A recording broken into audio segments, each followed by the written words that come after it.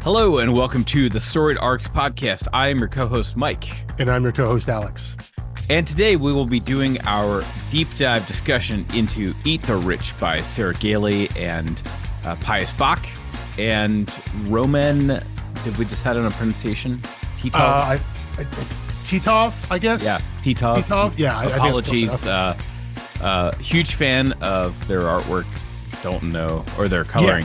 Don't know. The coloring, yeah. Don't know the pronunciation, so apology for that. Yeah. But, okay, so I think the thing that we both started talking about before we even got recording here is reading this book the first time, which we both did in single issue, was one experience. And then, walking away from it, kind of having the impression of, oh, that's what that was about. And then turning back to it to reread it is a totally different experience. Yeah. I think something we hinted at, it's last week, just with the title. It's called Eat the Rich, which is a phrase that people know. And you have a certain mindset, I think, going into a story about that. And then very clearly on, as this book moves forward, it's fairly obvious what the big reveal is going to be, right? Like Eat the Rich is literal, or the idea of eating people, the cannibalism aspect comes very quickly, and that's like, it's set up as being kind of a regular horror shock, right? Like, oh my God, this is what they do, and this is why they do it, and then the very matter of factly the realization that the people who are being eaten, the help, as it were, they're all like, yeah, we know, we signed contracts. Like, the matter of fact discussion that Joey has with Aster's stepmother of like, yeah, it's very like they saw it's like legally binding. We're doing all this, like it's all right. Above board, right. In a manner. And so you have all of these horror setups, and you're like, okay, this is a setup. This is what it is. And for me, reading it the very first time, I remember is just thinking, well, okay, then the obvious at some point the script's going to flip, and the quote unquote downstairs people are going to take charge, and then they're going to be the ones to overthrow the upstairs people. You're like, okay, this is what the story is about. In my mind, I'm thinking this is what it's about. This is what it's leading towards, because this is what you see in a horror movie that's like this. That the bad guys, which is the upper crust elite in almost all these stories, they got to get their comeuppance, and this is what's going to happen. And that does happen in this story, but it happens at the very end, and it's like you basically get like a 2-page montage, and then it's like, ta-da, they won, and the bad guys lost. And you're like, wait, what? And like that's all it is. And it's not until kind of reading the entire story, and then if you read this in trade, you get a letter at the end written by Gailey, where you understand that sort of story that I was anticipating. And I think if you read the story and are familiar with some of the more horror story tropes there, that the kind of story maybe you're expecting it to be about the revolution, as it were, that's actually not what they were interested in.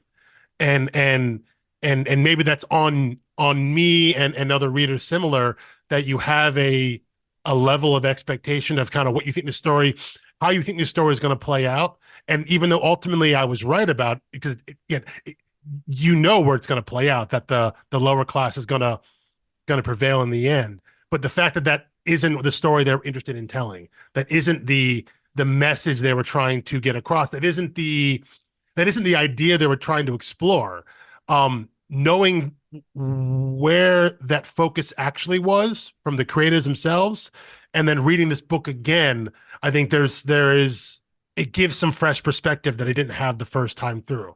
This idea that, the kind of things that Gailey outlines in this letter here at the back of the trade, is that it's about exploring the structures of what Crestfall Bluffs is, and examining and shining a light on the world that we created that would allow a place like that to exist.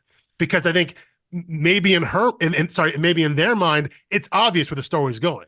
As I said, like, you get to the end, the workers are gonna rise up and be the victors. So if that's the obvious end, then why spend time doing that? Because I was always expecting that to be like the last issue and a half of the story. seeing the revolution. But to me, that's gilding the lily. Like when we all know how that plays out. And I think that's, in hindsight, looking back, you're like, oh, right. Why would they spend time telling that part of the story that we know is coming, that they're obviously building up to? So we know what the end is going to be.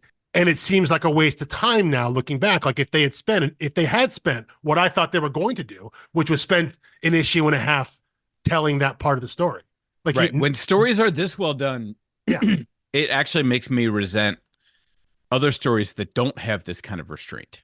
Yeah, because they everything else seems lesser. Yeah, they understand the perspective is different. They're not telling that story. That story is the obvious end result of what they had set up. So instead, let's focus on the larger picture, which is the structure of not just this community, but of the world that they've built, which is the world that we live in. Let's have commentary on that. Let's spend time reflecting on the people on both sides of the aisle there, of the haves and the have-nots, in terms of why everyone would act the way they do in this book. And in that letter, they talk about, what do they refer to it as a plot hole, or I guess maybe it's things that friends of theirs brought up to them about the story, about the various about what they perceive as being plot holes in this story. And what Sarah Gailey specifically calls out here in this letter is that they didn't address that. They don't consider that a plot hole, that main question of why would anyone participate in a system that they know will kill them, which seems, I guess, on some level like a gigantic leap of narrative faith, right? Right. Like, well, I mean, this is the type of thing where I think unthinking fans and critics call things plot holes, in the same way that, I mean, what it makes me think of is when people were like, oh, there's a plot hole in Infinity War, like Peter Quill punching Thanos or whatever. And I'm like, first of all, that's not what plot holes are. Secondly, if you were mining plot holes in Infinity War, there are bigger ones than that. Yeah. And third, when the Russos were asked about that, they said, you can't tell interesting stories with characters who make the right decision all the time. Like, because that's not that, like, then that's the plot hole. Like, because that's not a real person. Like, there are no real people who make correct decisions in every instance. Yeah. And what you learn about your character is, well, why did they make this decision? And I think the first thing in my note is that Joey, our protagonist, has a massive protagonist compromise in issue 3. Yes. When Joey's like, yeah, I'll go along with it. I'm here. I might. Yeah. Right. Yeah. And then it jumps to like 5 weeks later. And it's like, okay, I guess I can get used to this lifestyle because all my needs are met. I go back to law school, but and she's convinced herself too, right? That I'm in law school because these are the people I want to be around. This is what I want. This is the shortcut, right? Yeah, exactly. Like, she's convinced herself that this was always supposed to be the end goal, right? Right. For her. She's told herself and that. I think the insidious thing that the book doesn't even mention is that you could go do really well in law school and make good money, but you would never be in this crowd. Like, the only way into this crowd is this way. Yeah.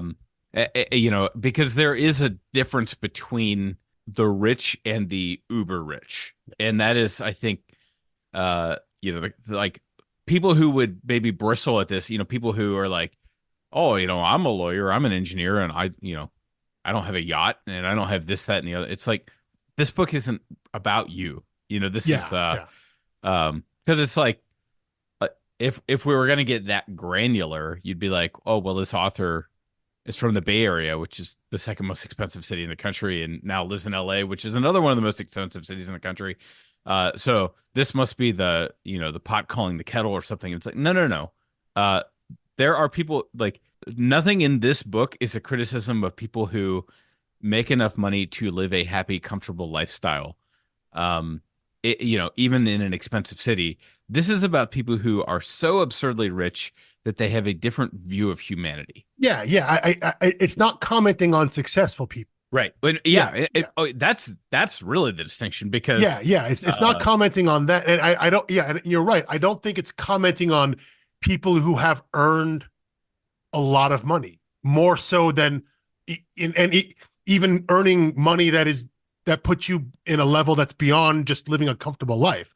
I don't think it's commenting on that. It's commenting on that hidden society part, right? The people behind the people who run the world, that these are the people that are so far beyond society that they aren't part of it anymore, but yet they run the larger world. Yeah, you're right that this is not something you can achieve your way into.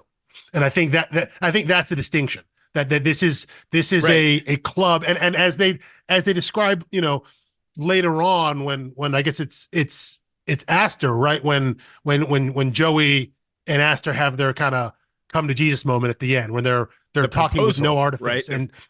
and Aster's like, where do you think you're going to go? Like, it's not just this community. This is just where we live. And the door isn't locked. Yeah. Right? Like, we're in every level of society. We're people that run everything out in the world. And like, you're one of us. Like, exactly. You must eat flesh now. Yeah. Like, there is no alternative for you. Again, so yeah, it's not about, you can't success your way into this group. You have to be invited in a way, I guess.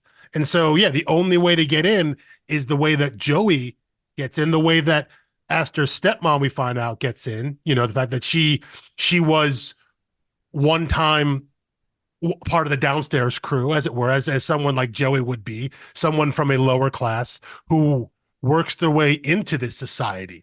So yeah, she has convinced herself that this is the only way to get the thing that she thinks she really desires. Right. Well, and then obviously has to then reassess her desires, and that's where the character growth comes in. Oh yeah. It's all very interesting development. Yeah. But yeah, no, I think it's important to note that there is the distinction between people who have money and people who are rich. Yeah. Well, and I think also rich becomes the identity, and the identity becomes like your sense of self and your sense of humanity, and you view yourself different, and you view people beneath you differently. Well, and I think that's also the problem.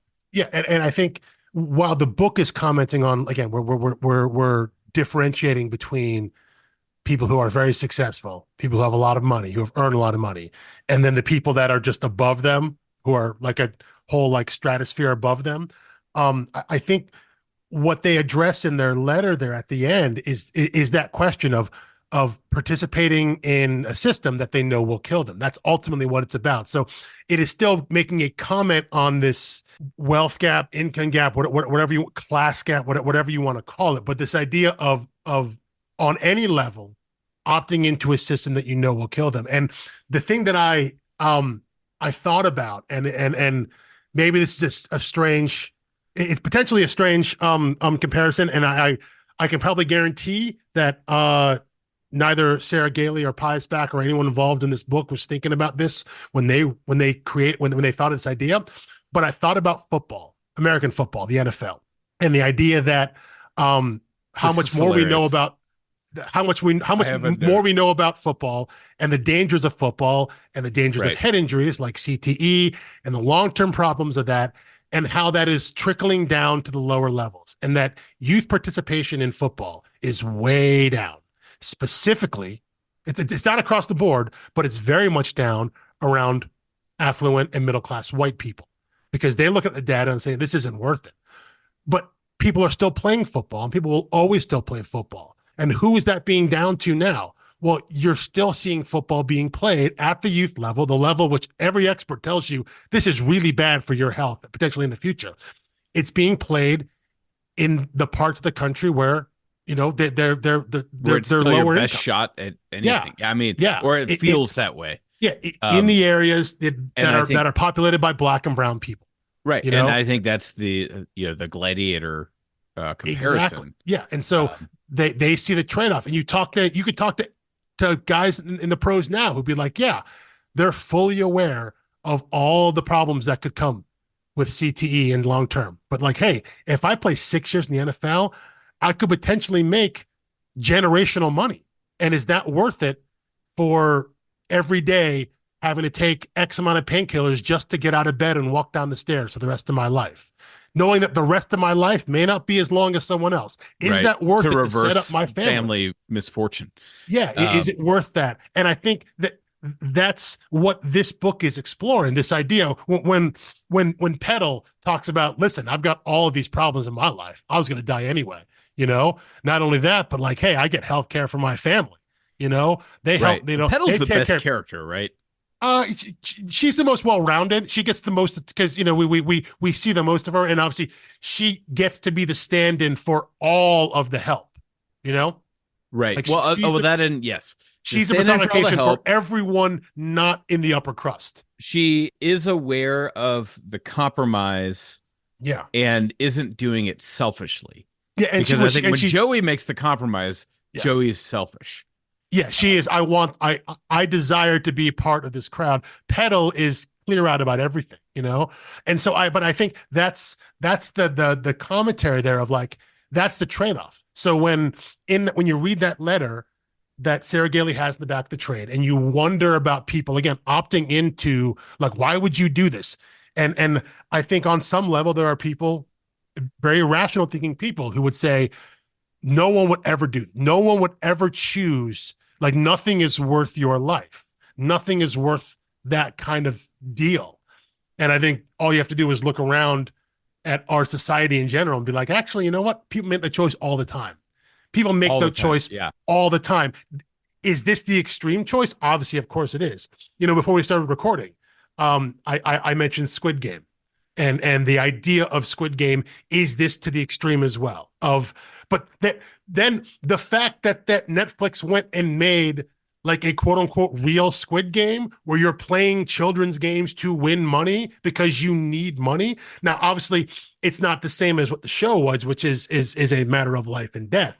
But what that is saying is we live in a world where the system is set up such that people could plausibly decide this is worth it, that either it's all or nothing.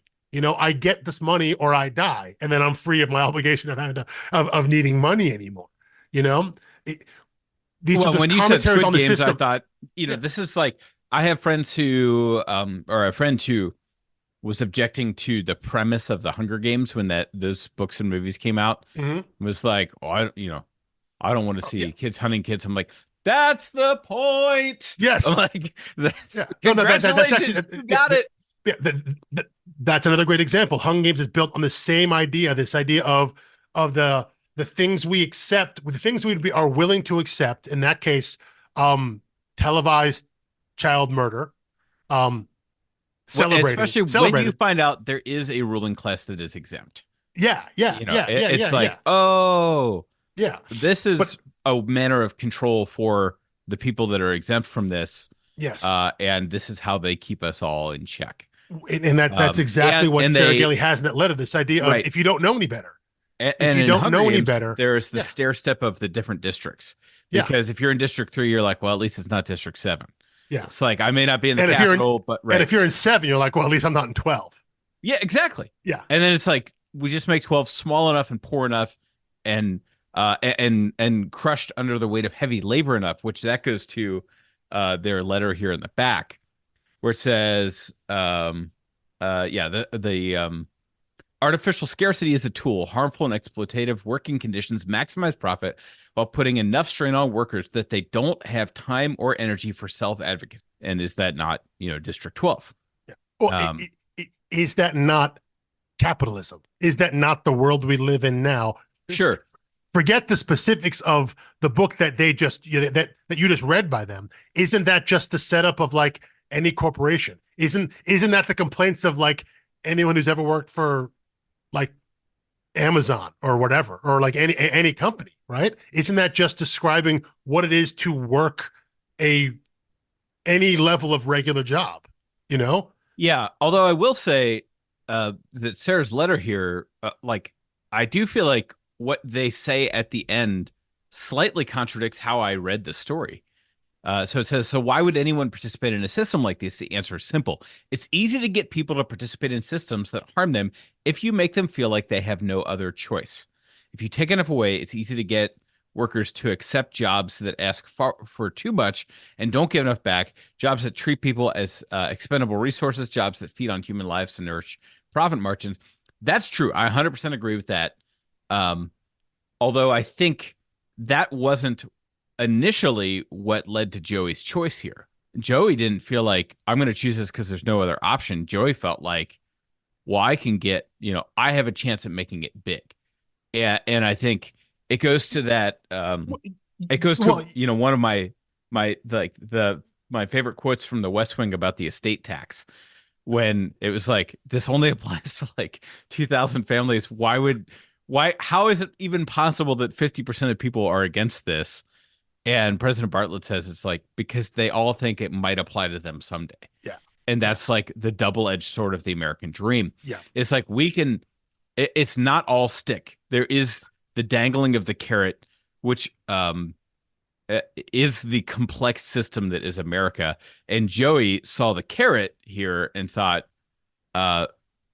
this isn't dangling the carrot. Like, if you go to law school and do this, it's like, no, you're already like in the inner circle. All you need to do is play ball. Yeah. And, I mean, that's her initial. That was issue 3, right? Where we see that her attempting to be part of this society, of this community. Yeah, for 5 weeks. Yeah, but it ultimately her turn at the end comes from the idea of she has a level of awakening there, right? Of still like right. that this is the thing she thought she wanted, but now that she sees the cost, like she was blinded initially by all the benefits of immense wealth, a life of pure luxury, never having to want or need for anything. She saw all of that, but when eventually, as again, her eyes are opened a little more and she sees the vast scope of everything, her turn then is as she aligns and sees really through Petal's eyes. When we go back to her again, this idea of what she was being forced into early retirement, as it were, right? Right. And I think that's what flips Joey there. In the idea of like, yeah. What I'm thinking of when I read this book is I thought of like I think we're typically apolitical, so this is an illustration, not a stance on anything. But I thought of the 2016 election, and I thought of all of the people who were running against Trump, who were saying, he's immoral, he's terrible, he's whatever. And then when it was clear he was the nominee, they started slowly trickling into cabinet positions and things like that, especially like a Chris Christie, who I think very similar to Joey here was like, well, I might as well get in the inner circle and then keep my options open. Yeah. And then I think was less than a year and was like, I cannot do this. I'm like, I have to get out. And then, was on the outside lobbing grenades over the wall the rest of his time there. But I think for most people in the country, it was like, I can't think of anything more despicable. Yeah, at that point. Than like saying he's a bad person. You might as well go work for him and then be like, no, I have the moral high ground now. Because and I think of this like New Yorker cartoon that came out in 2019, and it was it was like, this is what every political nonprofit bestseller looks like right now. And it's a book. It's like someone holding a book called What I Saw. And then there's like an empty pamphlet next to them called What I Did. It's like what I did about it, basically. And it's like, I went and worked for this horrible person. Come read my horror stories. I am culpable because I actually didn't do anything to stop it or anything about it. But I actually think write it down for you. I think that's apt, because while ultimately Joey and Petal, I think, are meant to be our protagonists, they're the heroes of our story, they still have to eat people. Right. In the end, they are still eating people. It's just that now the roles are flipped, as what they say, like I can't remember who says it, if it's Joey or Petal, but the idea of it's that idea of there are more of us than there are of them. That idea of organizing labor or the lower classes, whatever, any sort of revolution against the elites is that idea of there are more of us than there are of them. So if we get together, if we organize, if we decide that this is over, which is what Sarah has in that letter. It's when they decide, when the masses decide that this system is over, but it has to be collective. But when they do that, then it's over. It's Right. just, it's hard to do that. It's hard to get, it's easier to get maybe 25 families of uber rich people to all be on the same page to control however many hundreds of random people who have legally signed themselves to this labor, this servitude, than getting all those workers together to band against the elites. But Right. that's the system that's in place. They don't know any better. They assume this is their only way out. And again, yeah. So yes, congrats that they've won. Our good guys have won. But yeah, again, they still have to eat people. They're just eating the people that we in the story perceive as bad, as in the uber rich people, the ones that were exploiting the lower class workers. Now those lower class workers are living in luxury and they're just eating the former rich people.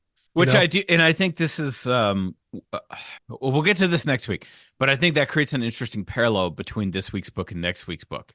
Yes, it because does. That's a good tease. That's a good setup. Yeah, that's a good setup. So, but I do think the first time I pitched this to you, I was maybe like issue 4 or something like that. It didn't know the big twist, and I was like, it's pretty interesting, pretty obvious satire. I think there is like dark humor to it all. Oh yeah. It's not so self-serious. It's like clearly satirical parody. But some of the horror beats are real, which I think gives it a Jordan Peele vibe. And without question. And I think I pitched it to you as like, it's kind of like Get Out meets something, but I didn't know what the something was. Well, honestly, you could going away, the meeting the family, the premise of like, we're kind of dating, courting, maybe going to get married. Let me show you my world. Very Get Out, except it was not. Get Out was like a honeypot trap. And, that would be like if he was dating people to bring them in as servants. Whereas this was like, no, this is a gift. I'm trying to bring you in. But I think Get Out's the obvious comparison. And if you, for some reason, are listening to this and you haven't watched Get Out, like, what are you doing with your life? Stop this podcast, go watch Get Out, and then come back and keep listening. But no, and to keep the West Wing references alive, you get to watch. Jordan Peele said he really wanted to see Josh Lyman rip the top of someone's head off. Oh yeah, no, Get Out's phenomenal. But just this, the setup, but the first couple pages there, when it's clear, oh, Joey's the outsider, and they're meeting. We're going to this place, and everything about Astor, even though this is the super rich place, So again, the outsider coming into the family, but the family is not just the family; it's the whole community. It's everyone he grew up with. He talks about early on. Astor mentions Bumper, who becomes a fairly large secondary character in the story. Like, oh yeah, I grew up with this guy. I've known him my whole life. All this stuff. You get the sense that there is this vast connected history, and that Joey is perpetually on the outside of. And yeah, you can't help but think like that's such a horror setup. And the idea that our outsider is going to discover that things aren't what they seem, that, everything's so, nice and idealistic. And it's usually around wealth and privilege and things like that. And there's some terrible, horrible subtext, something beneath the surface that they expose and then presumably ultimately triumph for. Get Out is the obvious one. There's another horror movie that I watched. I'm not a big horror guy, and neither of us are, but I remember seeing it from maybe 3 or 4 years back. I think it was called Ready or Not. I saw that. Yeah, it's a similar idea like a game of tag, right? It was hide and seek. It was hide and seek, right. And I think it was on like the wedding night. The bride is marrying into this insanely rich family, and as part of tradition, she has to pull a random game like out of a hat or whatever, and then this is what they play on that day. And if you happen to choose tag, it has to be. I'm sorry, hide and seek. The family has to find and kill the new bride for them to continue living. And I'm going to spoil this movie because it's not very good to watch. But as the movie goes along, there's a thought of like, well, what if you don't kill me? Like, is there actually a curse in this family? And there's a thought that maybe there isn't, because she makes it to dawn and a couple of the family are still alive. And like, see, it wasn't that bad. It wasn't a curse. And then like the remaining members of the family like explode and die.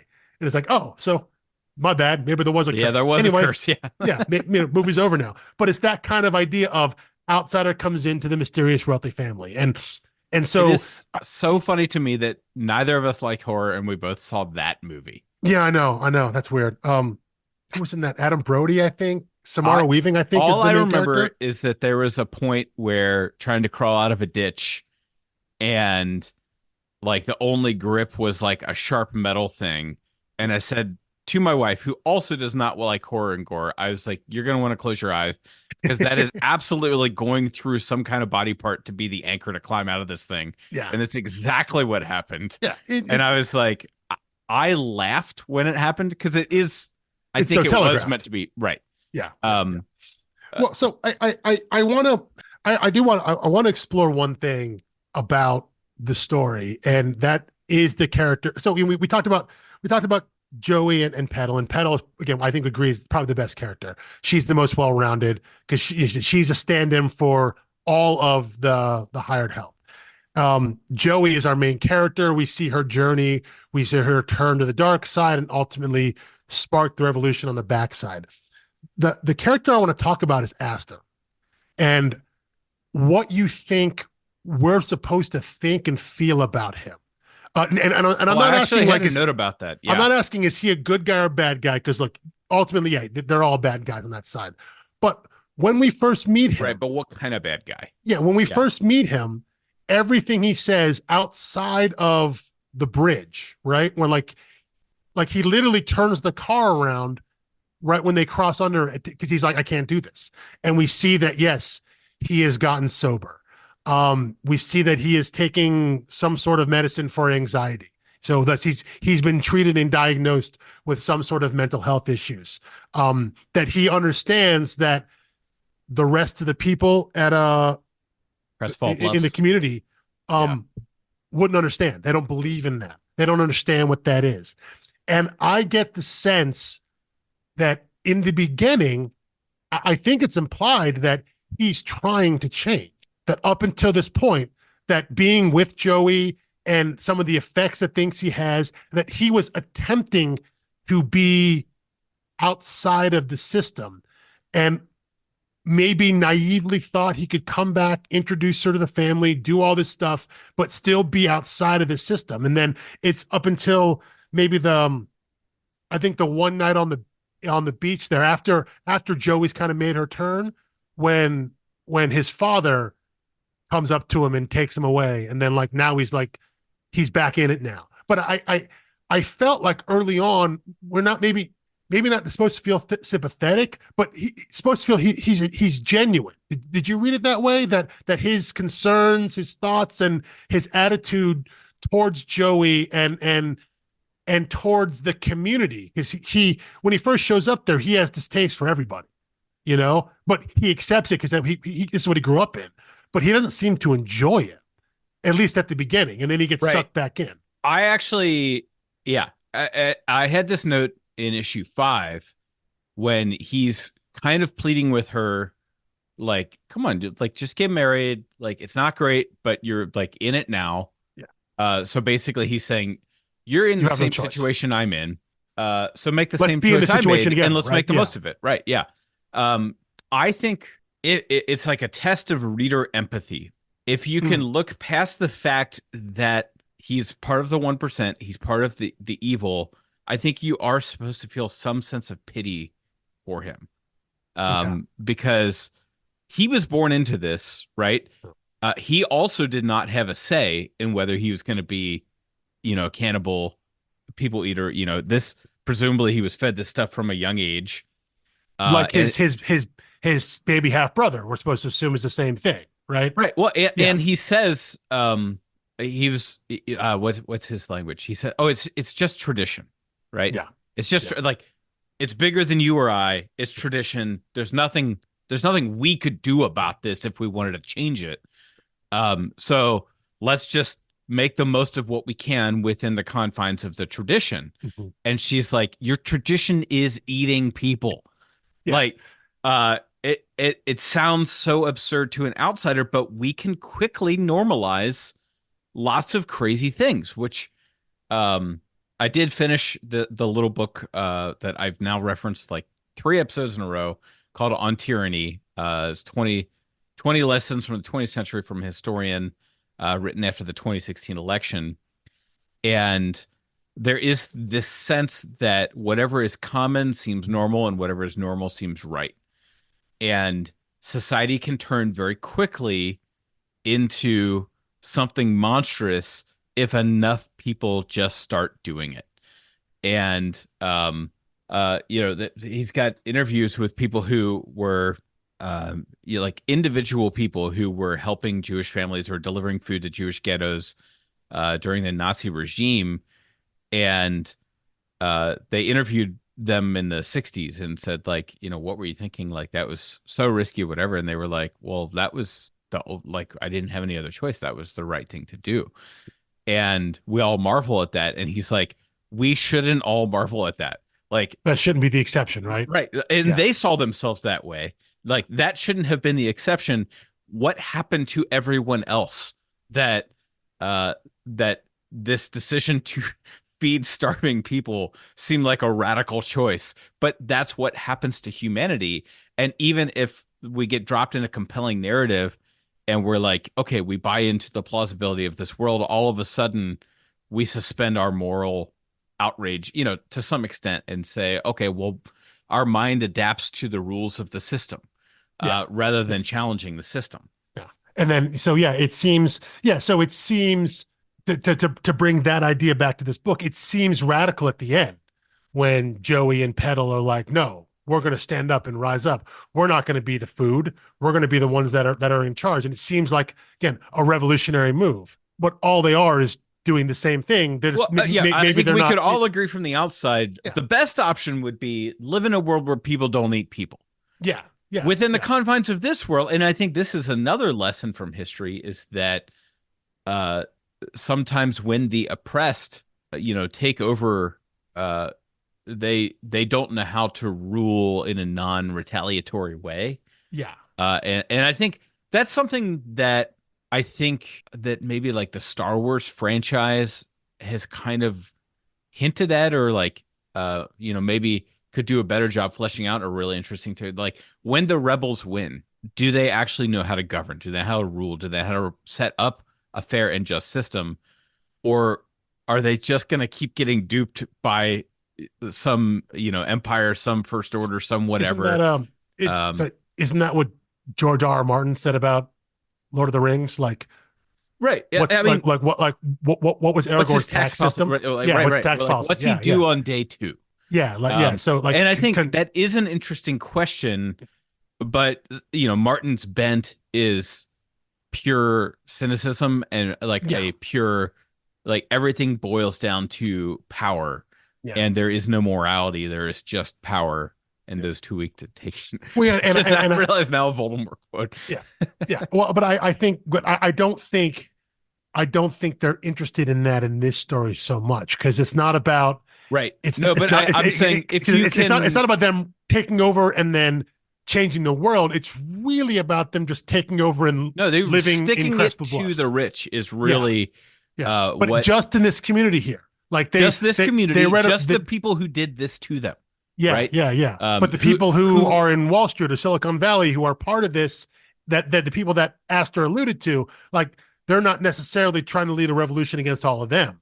It's very localized to this community, to Crestfall Bluffs. The people right here, we're going to flip it on these people. And like, maybe the thought is like, well, as long as we stay here, because we don't want to, we don't venture back out in the outside world, we have everything we need right here. So let's worry about us and like be removed from the world kind of thing. So they're not looking at, they're our characters. They aren't looking at the larger world, the larger societal aspects. Right. Yeah.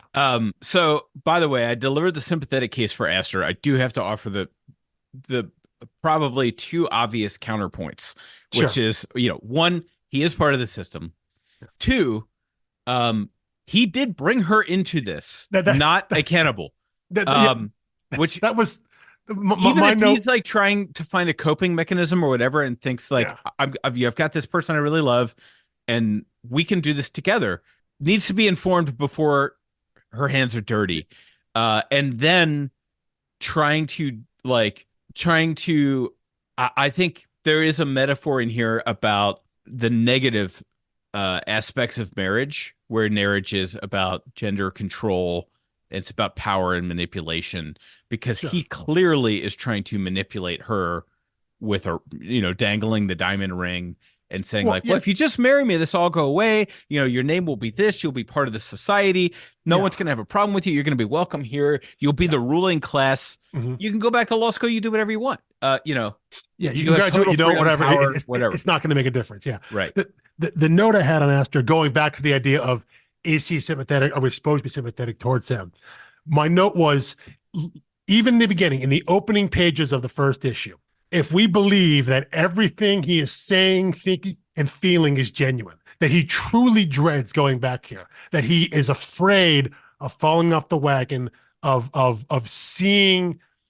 showing the person maybe he believes he has changed into on the outside world, the person he is with Joey outside at law school or whatever it is, if he's afraid of bringing that into his old community, if all of that is true and genuine, how did he see this whole scenario playing out in his head? Like, what was the optimal, let's say Joey doesn't go out to the beach and see them, the ritual and all this, like, what was his ideal path? Like, what did he think was going to happen? What were steps He's not A, a B, long-term C, and planner. D?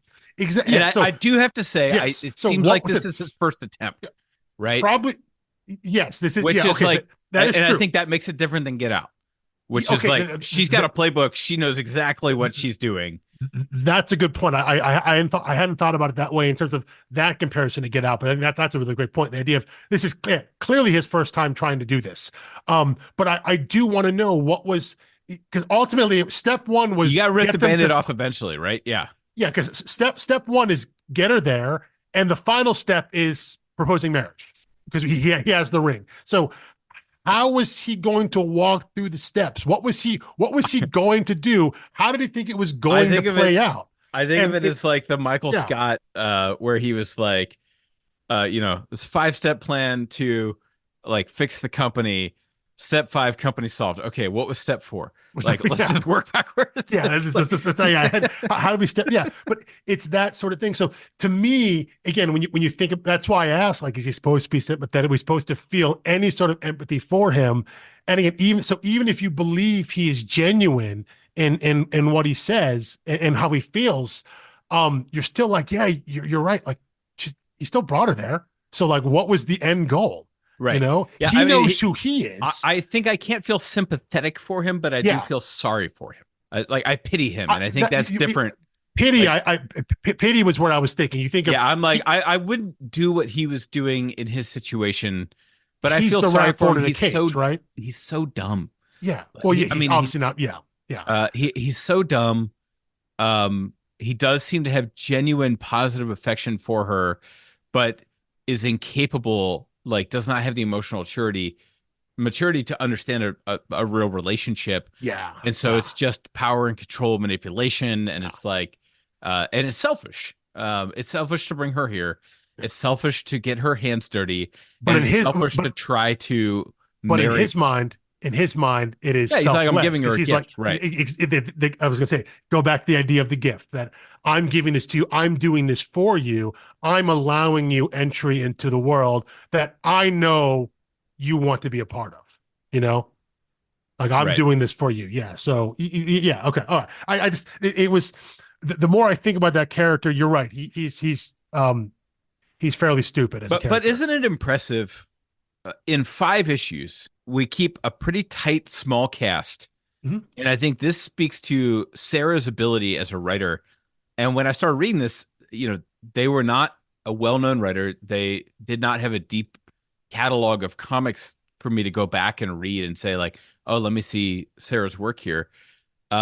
I think what they were able to do in 5 issues with such a small cast of characters is really impressive because we've got all this, and it's not like a deep character study on one character. It's almost a parable about, the rich and capitalism and all this other stuff. Yet the Yeah, no, characters are good enough that we've been chewing on this for quite some time now on not that much dialogue and, yeah, and yeah. no narration boxes, right? Well, It's yeah, just dialogue. I think I was going to come at the end, talk about kind of the story delivery. Now, I'll get there in a second.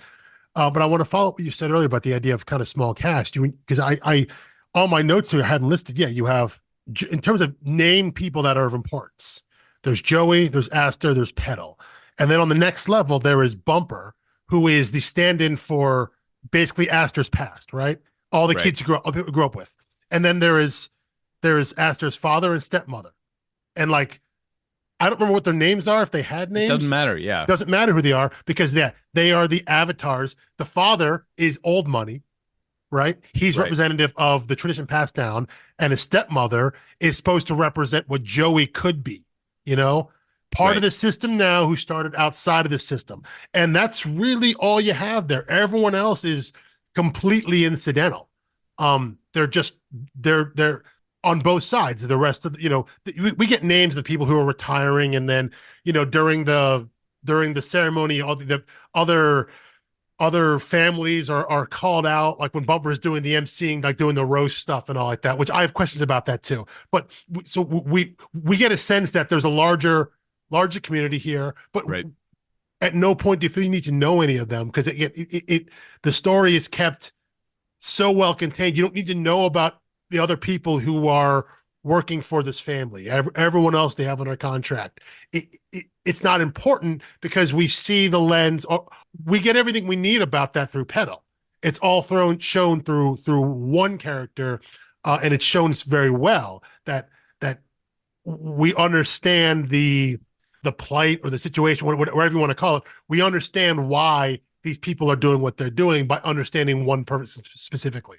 By getting one person's story, we get all of their stories. By seeing how Aster interacts with one person from his past, aka Bumper, we understand how he would interact with everyone else. Anytime there's a random party scene and he goes off to talk to someone, we don't need to see that conversation because we understand what that interaction is going to be because we've seen it with one specific person, So it's like we just have these stand-ins, these avatars for the larger world, and everyone is written in a way, not saying they're all fully formed characters, but they're written in a way where you understand who they stand for in the larger story, in the larger community. Yeah. And I think the characterization in general, it reminds me a lot of Not All Robots. And I think that's sure. maybe the best comp for this book. Sure. It's In terms of the kind 5 of issues, kind of a radical setting, but very much, the worker struggle, the plight of the, the rich, the ruling class. And it's like, I remember, by the time we were doing that podcast, a few days after finishing the book, I was like, I remember 4 characters' names. There were a lot of other faces, but there were essentially like 4 or 5 characters. Yeah. And I love a small cast, like give some actual meaning to it. Because I think you've experienced from me in this podcast, I get frustrated with a large cast when I'm like, stop introducing me to people. Why do I need to know this? Like, why am I spending time or wasting time? Yeah, I get that from you a lot. Definitely. Which I think I think it's because I'm more apt to read the 5 12-issue things. When I was whining about that at the beginning of The Unwritten, which was like 60, 70, 80 issues, it was like, just, chill out, man. Like you are going to need all of this. Yeah. And I did, and I trust Mike Carey now as a writer, even into his fiction, but I was reading his new fiction in 2023, by the way, just a little plug for Mike Carey, because we love him, was Infinity Gate, which is a multiversal tale. Really great, total cliffhanger. It's going to be a 2-part. Second part comes out in 2024. And it seemed like he decided to just like, okay, that seems like enough pages. Cut it there. It did not feel like everything's come to a head. That's the end of one story here. Let's go to another story. It's like, no, this is just a 2-parter. But totally loved it. And there were a bunch of characters he introduced early in that, and I was like, do I need to, really focus in on this, or is this just setting up something else? Nope, all the characters matter. That's my Carrie's writing. So when it's a good writer, I trust them. A story like that and the unwritten, when you know it's a longer run, Yes, right. you're more forgiving, right? In terms of, okay, that Like, not saying it's going to all come back, but there's time. Right. There's time for it to come back versus something like this where it's 5 issues. It's a really tight story. It's one setting, we get there. We're almost. It's a gated community, right? Essentially. And we're effectively, I'm sure some of those montages were on other people's houses, but we're essentially in one house and the beach that connects to it, like we're not going to other places in the community almost. So it really is, it's a tight setting, it's a tight cast. And so, yeah, it would feel weird though, if you like had to be introduced to all the people, like who their neighbors were and what their deal was and who the like de facto mayor of this place was and what his deal was, because all their deals are the same. So it would be, in this case, it would be wasteful if we got all these other characters, all these other families, if we saw what their get down was and where they were in society, because it ultimately doesn't matter because they're all in the same place in society, which is actually outside of society. So you actually have my imagination running wild now, because I didn't really process that it essentially all happens in one house. Yeah. And on one property. I was like, what if instead of like, adapting comics constantly to movies, what if this were like the first comic adapted to be a stage play? Like, it would totally work. It could work. You have an interior and an exterior. Yeah, you got an interior and exterior. You could like fudge the little car ride on the way in. No, whatever. And, so that's on the side. And then you could do this with a cast of like no more than 20 people. Less than that, easily. Yeah. Yeah. And a couple people wear multiple hats, but super fascinating to as I was just thinking about that. I was cannibalism on stage, definitely. Very big. Cannibalism on stage. Very but big. I'm like, I could see this being like a 90-minute one act play, or split it in half or something. But I mean, again, anyway, this also super fun to think about. But it tracks though with the kind of horror story that we talk about. Again, like Ready or Not, like that whole movie is set in this giant mansion that they all live in, like that the family lives in. Because the idea is this small setting. Get Out is set in one community. So the whole sense is that's a standard horror story kind of thing. So yeah, it makes sense that this wouldn't be big and expansive. It's just, it's contained, and that's part of the horror. And I think in this case, yeah, that anywhere she goes in this community is the same story. So why waste time having them see other things? Why waste time dealing with other families? Because they're all the same. So let's keep it focused on this one group. Let's focus on this one person, this one helper, this one aid pedal, on this for this one family. And that tells us everything we need to know about everybody else in the community, which is why at the end, I think, again, as I talked about how I thought when I read this the first time, that the story would be about the revolution. Yeah. That when you get to the end, it's not about that. That once they decide that to have a revolution, it just happens. And it's like a handful of panels on a page, and then like, oh, that's it. Game over. We won. Because that, again, it's a waste of space as I understand it now to spend time doing all that, because that's not what they were interested in telling. So, yeah. Now I'm curious if Sarah had that grip of it from having written fiction before, or if maybe Elizabeth Brie, the editor for the series, was kind of saying, let's pare it down, let's keep it focused.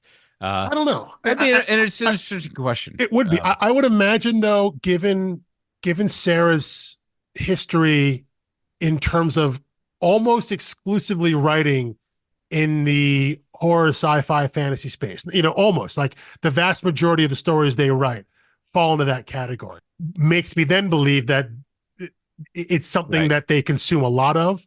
And so the ideas, the setups, the tropes, all the stuff there is just things that float around in their head when they think about story, And so the idea of making this kind of it's not a locked room, but it kind of it kind of is, right? Although even though Aster specifically says the door is unlocked and you can go across the bridge anytime, but the idea of being trapped is just whether it's metaphorically in this case or like literally in some other kind of horror stories.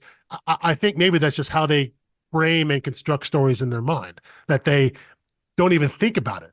That this is just, oh no, this is set in the house, and we're going to see how this one girl deals with this one family in this one community, and that tells a story of everything that they're trying to get across. So yeah, I'd imagine it was just maybe internalized for the stories that they tend to write and produce. So Yeah. Um, I think we've done everything I had to say about the plot, story, mechanics, Yeah. Sarah's brilliant work. I do want to say last week I almost got carried away talking about Pius Bach's storytelling. So I do just want to say Pius Bach, who I was not familiar with outside of this. I know you were. A little bit, yeah. Specifically for the magician's stories. That's it. Yeah, I was just blown away. Very creative paneling. Great at sequence, momentum, pause.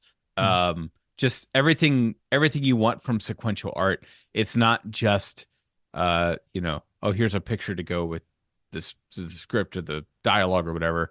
Like the story, like you could get a pretty good sense of what's happening without the lettering in.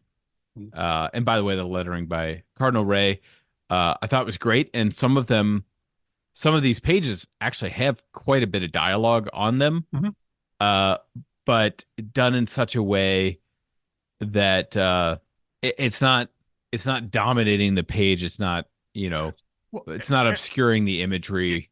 And the one thing I wonder about, and this is a question that it always changes from book to book, how there's dialogue and then there are often also narration boxes where we have Joey's thoughts. Right. And then we get some panels where there are sound effects or her thoughts are on the page. And sometimes there are things she's saying out loud. Sometimes there are representative of things. But that text that fills up the page, I wonder if that is Pius Bach's work or Cardinal Ray's work, because it can change from book to book. I wondered about that too. Yeah, because I know one of the books I know what the breakdown is Saga, because it's something that Brian K. Vaughan and Fiona Staples have talked about, that Phonographics does all the letters for them. But any sound effect, anything where text is written on the panel, including Hazel's narration, which is when it's just text on the page, that's all Fiona Staples. So the lettering that Phonographics does is any narration boxes or any dialogue that's in a speech bubble. But any text that's in the panel that's like unrestrained, that's all quote unquote art, not lettering, Right. And that's the breakdown for that book. And I wonder about that here because it's used to great effect. And I think whether it's sometimes it's emphasis, sometimes it's comedic effect. But I think I love when it's deployed that way. I think I'm in issue 4 right now. I'm flipping through some pages here. I again don't have page numbers because I'm looking at it digitally, but it's when Joey she's gotten out of the bath, she puts on the green dress, and there's a whole page of dialogue of narration where she's talking about like she's thinking about what her life would be like. Could she do this? She's contemplating being with Aster, being part of this community, and we turn a page there, and there's a little dialogue box that says which is worse, and then the next panel next to her, she's walking through the hallway, and those words, which is worse, are now filling up the page, as in she's playing that over and over in her head there, and there's emphasis there. And it's kind of a funny scene. And then a few pages later, when she's sitting with Petal at the beach, and Petal's basically like asking her like what she's thinking, what's going on in her mind.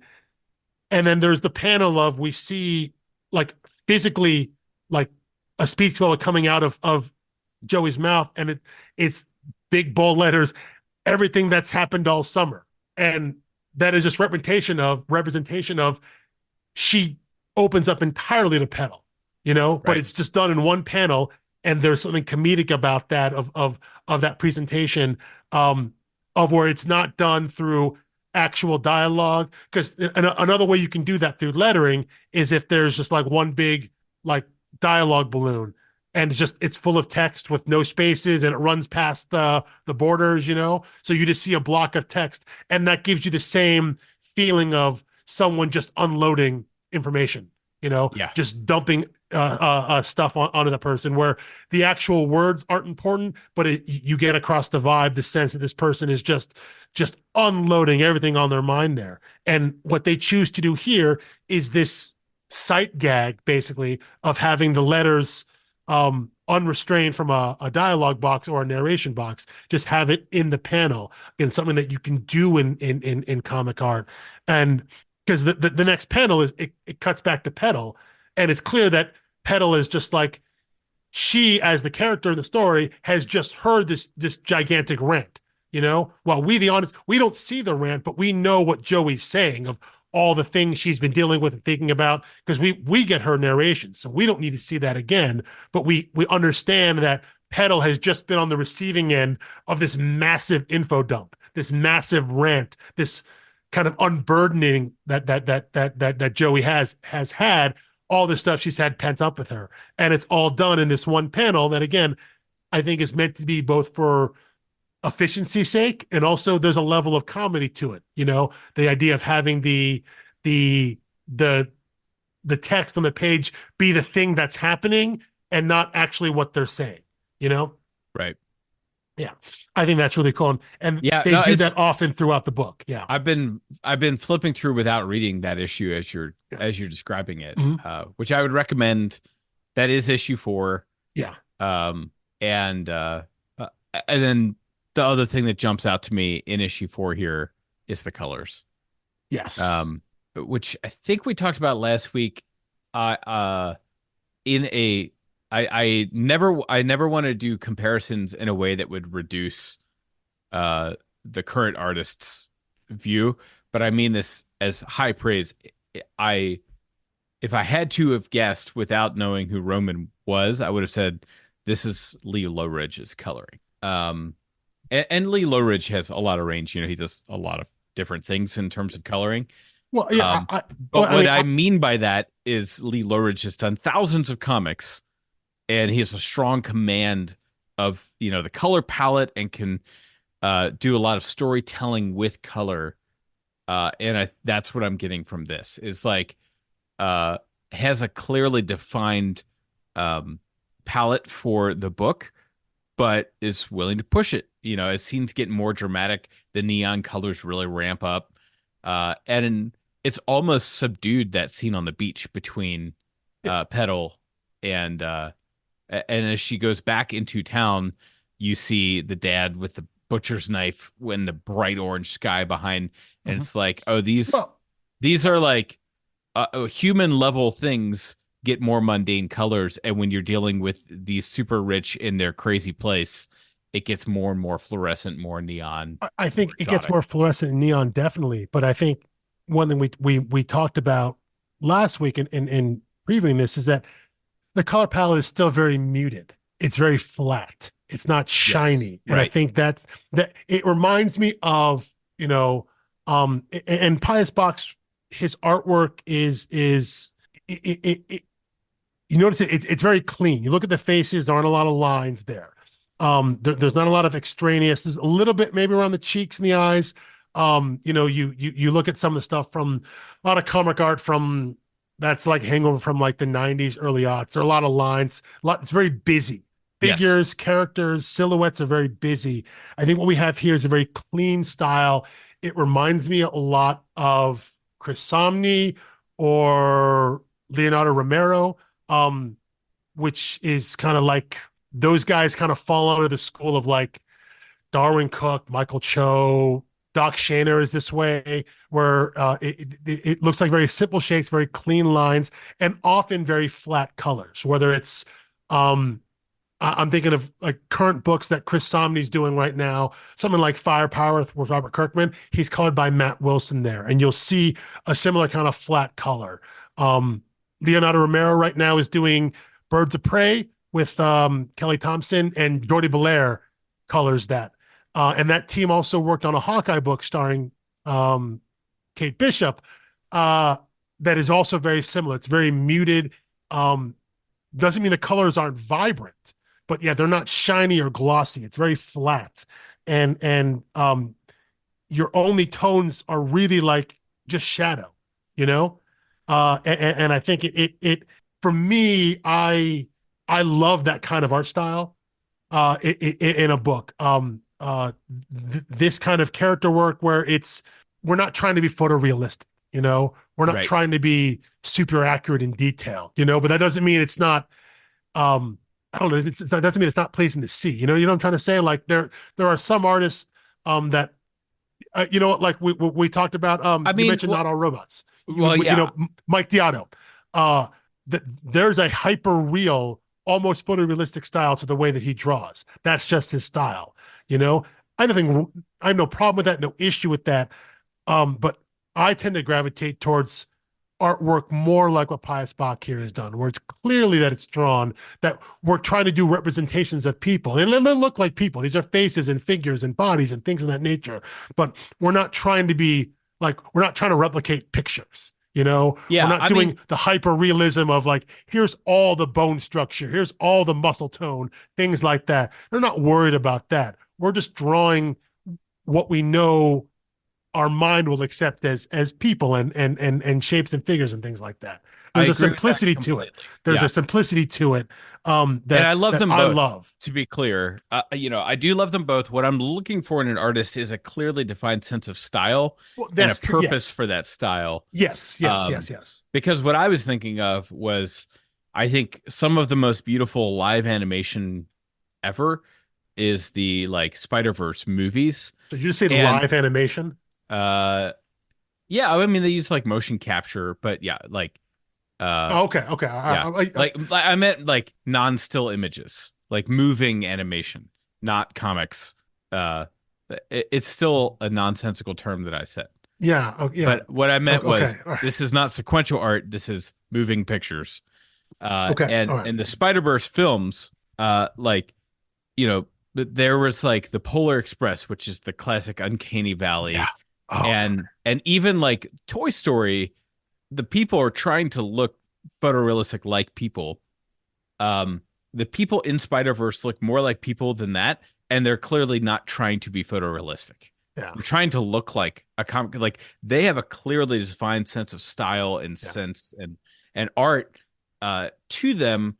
And for that reason, it actually looks better than when someone's trying to do something photorealistic. I mean, that's true. I think you're absolutely right about that. The fact that Liev Schreiber's Kingpin looks more real than Tom Hanks's conductor in Polar Express. You know what I'm saying? I know. You're absolutely right. Well, like I open a can of worms, and now it's just going to be Polar Express bashing for the next for the rest of the podcast, basically. It's terrible. It deserves it. But you know, now that you're absolutely right there. Again, the Kingpin, as exaggerated and ridiculous as that character looks, that Liev Schreiber voices, it looks quote unquote realer than whatever the hell the Polar Express was doing with that animation, with the dead soulless eyes and all of that, you know? So yeah, it is, and you're right. I think it works for this book here when we have this extreme level of gore, not so much violence. So there's some violence at the end there. I guess at the end, the book ends very violently, but there is this level of gore and just kind of unpleasantness that I think works with this slightly cartoony, but still realistic artwork. It's almost like it helps you be a slight level removed from the story. You know, that it's a lot easier to watch cannibalism with this style art. Yeah. I don't want to see Mike Diotto draw cannibalism. Yeah, because it'd be a little too real, right? Yeah, there are some artists. Yeah, it would feel, but then again, I would hope that if a creative team did that, it was for a reason, that they wanted you to be wildly uncomfortable. They wanted you to feel all the things you would feel if you were standing in the room. So like I would hope, even though I would not enjoy that book, I would hope if it existed, it was because it was that there was intentionality to it. Like Right. the whole Yeah. I point mean, was to make you uncomfortable. Like that is why we're doing it. And that's why the point of it is to make you feel uncomfortable about that aspect. I think in this book, you are meant to be uncomfortable about the cannibalism, but it's actually not about the eating of people. Again, we right. go back to that letter that Sarah Gailey wrote that's presented at the end of this trade. The big concept, the big idea is the structure that exists in society that would lead someone to be in a situation like this. It's not actually about the eating of people. It's not actually about the cannibalism. So yeah, I think you're right there that this kind of artwork makes it a little more palatable, especially when we see some close-ups of the meals and the steaks or whatnot, and they're drawn. Again, it looks like a regular T-bone steak or whatever, like a ribeye or whatever, it's Right. drawn like generic steak emoji kind of thing, but we know that as the reader, we know that it's people, so. Yeah, which the last comp I have there for that is he worked on Chew and Farmhand, Rob Gilroy? Rob Gilroy. Oh, is Rob it Gilroy. Gilroy or yeah, I think that's what it is. I don't know how it's pronounced, but Yeah. Guillory or something. But in both of Yeah, it those, might be Guillory. Guillory, yeah. He's from Louisiana, so we'll talk about him some other time, but both in Farmhand and Chew, it's images that would be pretty gruesome if they weren't so playful. I don't know if that's the right word, but cartoonish. Yeah. I mean, cartoonish, but yeah, not an absurdist. I know what you're saying because I've seen those images. I've read some of those books there. So yeah, the idea of if it were more realistic, it would be disturbing. And then the point of those books would be the disturbing nature of them, and that's not actually what they're going for in their cases. Right. Yeah. Yes. Yeah. That's exactly what I meant. Yeah. They're not trying to be disturbing about that aspect of it. Yeah, and I think Eat the Rich is the same sort of idea. Again, it's not about specifically the cannibalism aspect. It's just about, it's almost like the cannibalism aspect, you could have changed that to make it any sort of soul binding contract, right? That could have been anything. Yeah, I mean, they could have been like cutting their fingers and sharing blood or something like that. Yeah. It could have been that benign. Which is, benign, flexible word there. But yeah, you're right. It could be any sort of kind of morally reprehensible or ethically questionable binding contract. It just so happens that it's cannibalism here. But again, yeah, the focus is about what kind of world we live in that people would opt into this kind of agreement. And so, yeah, I think the art, and I one thing I love about Pius Bach's art here that I think he does really, really well is I think he does faces very well. And subtle facial expressions, whether it's a little thing in terms of someone biting their lip or cocking an eyebrow or things like that. I think he does faces very, very well. Well, again, Joey very rarely has 100% conviction in any moment, right? Yes. Is always torn. Yeah. And I think the only time she has that is that little bit in issue 3, when she is putting on the face of, this is totally normal. I've accepted this. Yeah. Yes. Yeah. But for the most part, she's always torn about something. There's always something in her eyes, something in her face. And I think Bach is able to do that again without overdoing, without adding a bunch of lines to the face, to the cheek, to the eyebrows, to the furrow, the brow, things like that. He's able to do it very cleanly and really fairly simply, and get across the emotion and the feeling and the vibe of what each of these characters are going through in the moment. And I think that's really impressive. Yeah. Mm-hmm. Anything else on the artists, coloring, lettering, or the story itself? Because I've reached the end of my notes. The last thing I have about the story is it goes around the idea of bumper. And just so if I had a plot hole. It's not really a plot hole, but if you use that term in that way, Right. is why is emceeing the roast such a bad thing? Like, why does it take it out of him so much? Because doesn't everyone there know what's going on? Presumably Bumper does. Bumper's part of the system. He eats the people. So why is it so bad to be the guy up there just to be a jerk and roast all these people when everybody knows what you're doing? Everyone there knows that he's going to get up there and say something objectionable about your family. And then when he's done, he's going to say something objectionable about the next family. So why is it such a toll if it's something that happens every time this tradition takes place? You know, why does he feel so bad about it to the point where the first time it happens, when he, you know, as Aster is explaining, like, oh, it's a roast, it happens, blah, blah, blah. When Bumper comes off stage and he's like totally beaten down, he turns to Joey and whispers, like, you should leave. You should get out of here. You know, like he's trying to warn her, but like, where does his conscience come from? And because we don't see anything about him that would suggest that he has this greater conscience. And so why is it a burden to be to be the MC here? I guess the whole younger generation feels a certain uneasiness about the tradition. Is that what you think it is? I think it's that they all, like, you know, he's taking anxiety medication, but he's still going back to Crestview Falls for the summer. Bluffs, yeah, and he's bringing Crestview Bluffs for the summer, and he's bringing a girl with him. And anytime they talk about it, he's like, yeah, I know that part is rough, but it's a tradition. What are you gonna do? So I think it's just kind of like, you pinch your nose and do it. You know, you look away. Like, the younger generation doesn't take pleasure in it, but I think probably their parents didn't. But you do the tradition long enough, and you start get some factor fatigue, and you're like, I don't need to look away as much now. And then it's like, yeah, go get them. You know, like, by the time they're the elders, they like it. So you think that's maybe my Bumper, take on it. Okay, all right. That it's Bumper it's less kind about, of like, hasn't warmed up to it yet, but is like, yeah, like, I don't have another option. This is it. Okay, so it's less about maybe it's less about the actual doing of the thing of having to go and be the roast, and it's more just like, why is it always like I have to do a thing more than I have to do the thing? Like you just said, right? He feels forced into having to do something at all, and the fact that they made him do it twice in like consecutive times, right? I think like, the newer you are to this, why do I keep getting crapped on? Why doesn't someone else? Yeah. To the inhumanity of it, even if you've accepted the inevitability of it. All right.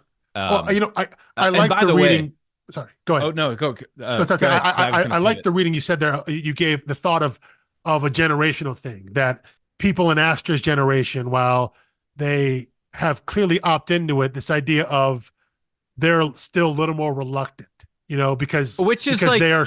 That happens in real life too, and it's exactly. Now that you said it, and I think about that more and more, I like that. So his reluctance is less about the specifics of what he has to do, and it's just the reluctance of the whole. It's the whole like, rigmarole. Yeah, it's like, I know how this looks, I know how it feels, whatever. Okay, I'm still gonna do it, but you know, I understand you little people. Okay. You know, I get it. I sympathize with you, but I'm still going to do all the same things. Yeah. And I say I sympathize, but he's trying to do an intent over impact. That gives me a little better thought on Bumper and the idea of why he is just so down on having to do this. It's less about having to roast everybody in public and more just like, God, why do I have to want to do something? You know, why does this fall to me? Why are you making me do anything? Why can't I just be someone out there doing nothing? That's interesting. Okay. All right. Yeah. I like that. I can accept that. My final shout out and just not really anything to discuss per se, but just wanted to throw it out there. Incredible cover gallery for this series. Oh, yeah. Like I said, my entry point was the Jenny Frison #1, which I just got signed last year. Mm-hmm. Very excited to have that. Becca Carey, who does, I think, the A covers for Know Your Station, or some of them, or maybe no. Leanna does all the A covers. She does all the Becca Carey, all the B covers. Yes. If you look at the Becca Carey cover for issue #4 of Eat the Rich, it's my favorite because where you are in that story, if you were pulling the B covers, which I don't know how many people would be doing that, it Yeah, actually some people do. it seems like there's the plot twist in the series, and it's like, oh, did the series actually just change? Because Becca has drawn the very simple skeletal hand with the ring proposing, and the title "Eat the Rich" is in a different font, and "Eat" is scratched out, and it Yeah. says join Yeah. the rich, and it's like, oh shoot, is this actually where the series is going?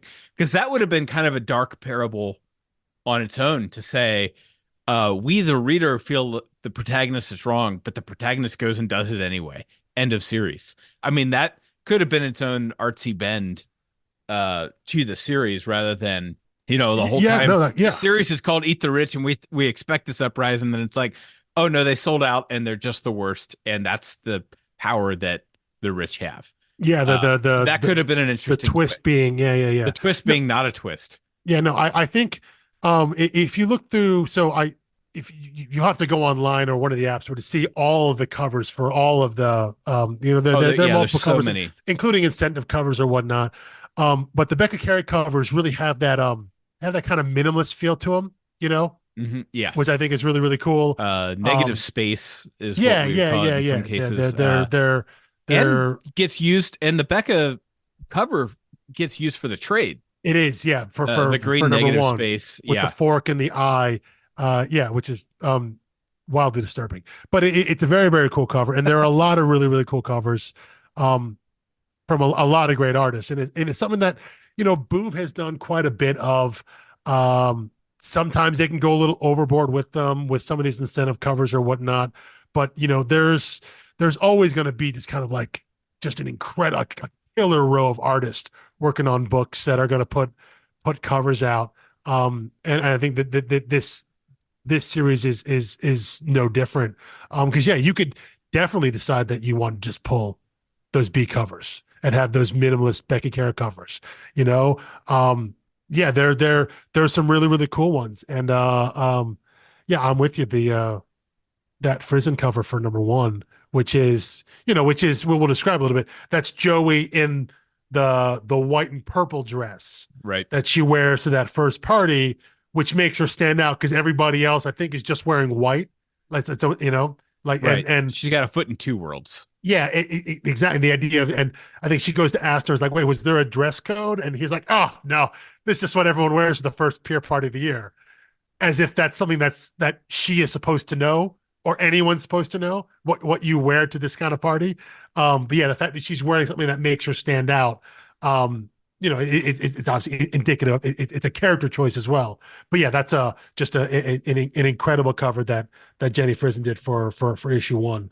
I oftentimes when you get a pretty rad cover from someone like Jenny Frison, it is just an issue one sort of thing. Rarely it's longer runs for throughout the series for Right. independent stuff. She had long runs doing variants for like Catwoman and Wonder Woman and things like that. But And even for Something's Killing Children. She's got yeah, but those quite are a all few, but that's an those are all ongoing. themed though. They're all Right. the basically headshots there. So but yeah, a book like this and Know Your Station as well, which we'll talk about next week, has some really, really cool, really, really rad variant covers that just for some awesome artists. And it's a side of the industry that I have a love-hate relationship with. I think like a lot of readers and collectors do. My bank Um, account definitely has a love-hate relationship no, with. mine has a hate relationship with it. There's Yeah. there's no love there. But the collector heart of me loves it. And as much as I do, if it's because there are so many artists that I absolutely love that only do covers. And yeah, someone like Jenny Frison, if she has a great variant cover, um, added bonus if it's a series that I've read and loved, I'm probably going to pick it up because that's something that I want to have, signed if I have a chance. Like I look at that like an art piece, Right. that there's the aspect of here's a thing. I believe you and I are a little different on this. I don't have any comic books that are graded and slabbed. Right. I don't purchase them. I don't get them done. I believe books are something that are meant to be read and handled and consumed in that way. But there are also versions of those books, if it's got a really rad ass cover on it, I treat it as a piece of art. You know, I Right. think of it as a piece of art. You handle it carefully. You get a special bag for it. Yeah. So there is that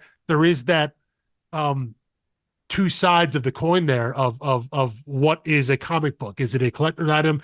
Is it something to be, is it a consumable? And I think it's both. And sometimes with a book like this that I enjoy reading, and have multiple versions of and multiple covers for, I end up having copies that I read, and then digital copies that I can read through very quickly, and then multiple variant covers that I just have for the cover. Yeah. You know, this is one of those series.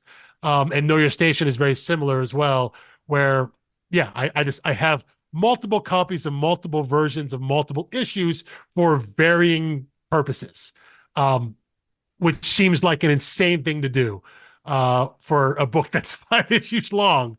But, that's where I am in my life. Yeah. Well, I mean, you're not trying to make money off of it, and I think that's the big difference. Well, yeah. Because it's not profitable to do this on indie books, on limited series, whatever.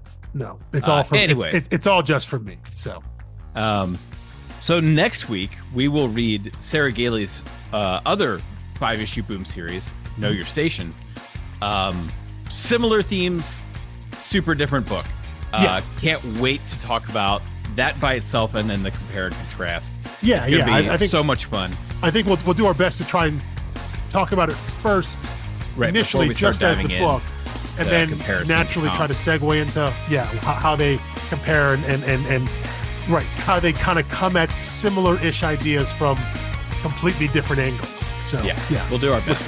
Look forward to that, definitely. Anyway, pick up issues 1 through 5 digitally in print or in the beautiful collected edition in trade paperback, and we will see you next week.